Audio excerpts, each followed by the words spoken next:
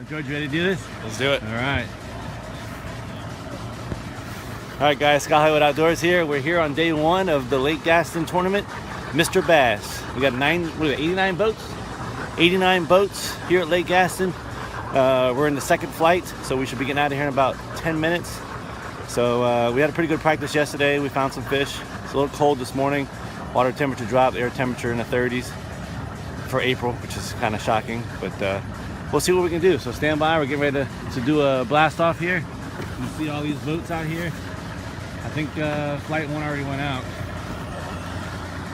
we're ready to have flight 2. You guys have a good day today. You too. You too. You guys are on YouTube. Okay. Good luck to you. All right, good luck to you guys too. There you go. All right, guys, good luck.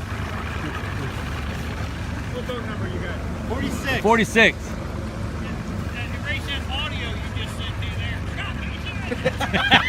All right, guys. You guys gonna win, or we're gonna win? Somebody's gonna win. All right, fellas. Good luck. Good luck, y'all.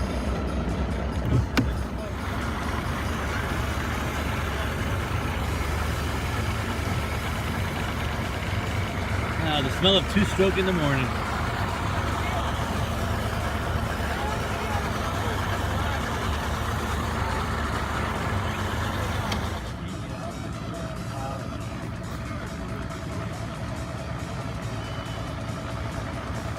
Outdoors, we're all sitting here waiting for the rhythm to blast off.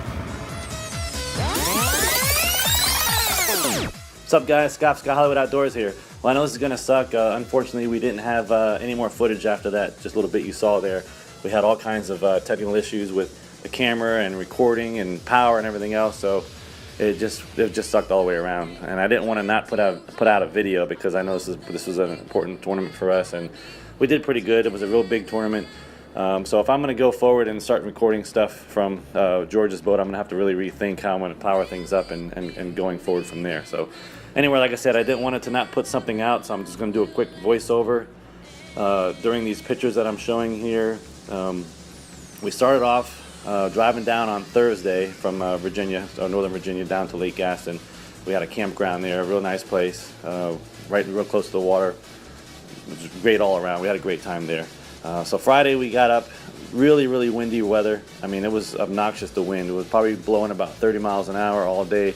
We could barely get out on the main lake. Matter of fact, everybody was telling us not to actually go out there because it's really dangerous, but we ventured out a little bit. But we visited 2 creeks. We went up to Powell Creek, and the other creek we went to was Pea Hill Creek.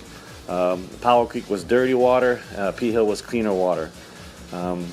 We pretty much fished all moving baits. I had no problems catching fish on anything moving. I caught fish on a bunch of crankbaits. I caught fish on chatterbaits.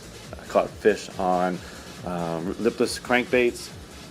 Real good time. We caught all kinds of fish, and we were really confident going into the next day that we were going to be able to catch some fish. What happened was that night, I guess with all that wind and that crazy weather, was a huge cold front that was going through. So we woke up the next morning, as you can see in these pictures here, the temperature was basically 34 degrees, right above freezing.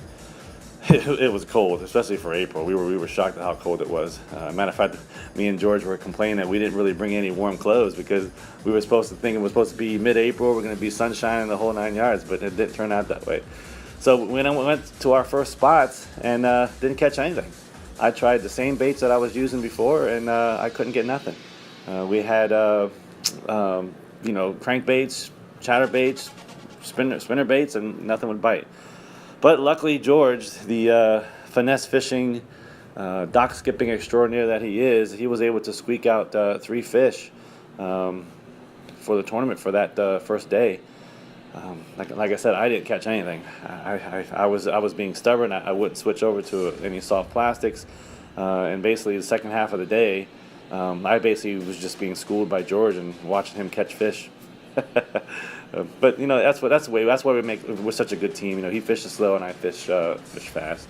So actually, here's a picture of the first day bag that we brought in. We came in with, I think it was 3.88 pounds.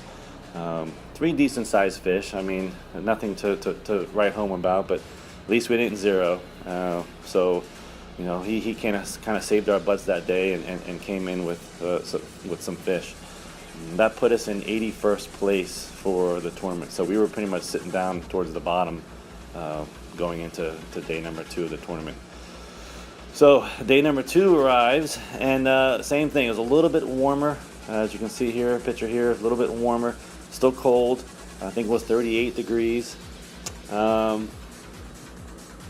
think our plan was to go ahead and hit the same cove that we hit on day 1, but I was going to approach it differently. I did a lot of soul searching that night, laying in bed thinking, you know what, I can't not catch a fish on this tournament. So I basically had to, you know, rig up my shaky head rod and reel and put my head in the game and go to it. So we went to that first creek, and we fished this one bank that had a bunch of laydowns in it. It was a little bit of a deeper water. We had saw some people catching fish the day before, so we got there early and nobody was there. So within like 20 or 30 minutes, I had a fish on, had gotten off. And then within another 20 minutes, I went ahead and caught another fish on a point there. So we had one fish in the boat that was a decent-sized fish by 9 o'clock. And we had made a pact that if we didn't have any fish by 9 o'clock, we were going to make the long run up to P Hill, which is quite a long ways by boat. So we kept going there. I think we ended up taking a ride up to Lizard Creek, which is the creek before P Hill. I did catch a real nice one there on the shaky head, probably almost 3 pounds, that fish. Actually, I think it was over 3 pounds. The water was clear up there. Same thing on the shaky head. It wasn't under a dock. It was just on a laydown, but it was a good fish. And then we ended up catching one more fish in another cove that we had went to the day before back in Powell Creek to give us 3 fish. So there we are. It was you know, check-in was a little earlier on this day. It was I think check-in was supposed to be 2:20. So about 2 o'clock, we pulled up to another point that I caught a fish on in practice. I didn't catch nothing there, but there was a dock a little ways from there, and good old George, he skipped his shaky head, worm up underneath his dock, and bam, he caught the huge fish. It was probably almost 5 pounds. You'll see it on the next slide here. It was the biggest fish of the tournament for us. And that was pretty much it. We went in with 4 fish for day 2. We had 8.10 pounds, so it gave us a total of 11.98 pounds for the tournament. To put us in 61st place. I mean, it's not, out of almost 100 boats, 61st place is, I guess, the middle of the pack. We had 7 teams with Battlefield Bass, which is our club, and we came in 4th of those 7. So again, in the middle of the pack. I'm actually happy with our results. We've never fished there before, Lake Gaston. It was like I said, a huge tournament compared to what we're normally used to. So I think we handled the pressure well. We didn't execute the fish like we had liked, but we did overcome some challenges with the weather and how things changed, weather-wise. So overall, I think it was a good tournament for us.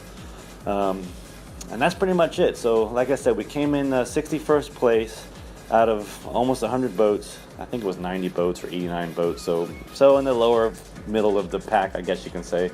But like I said, I'm pretty happy with how it went.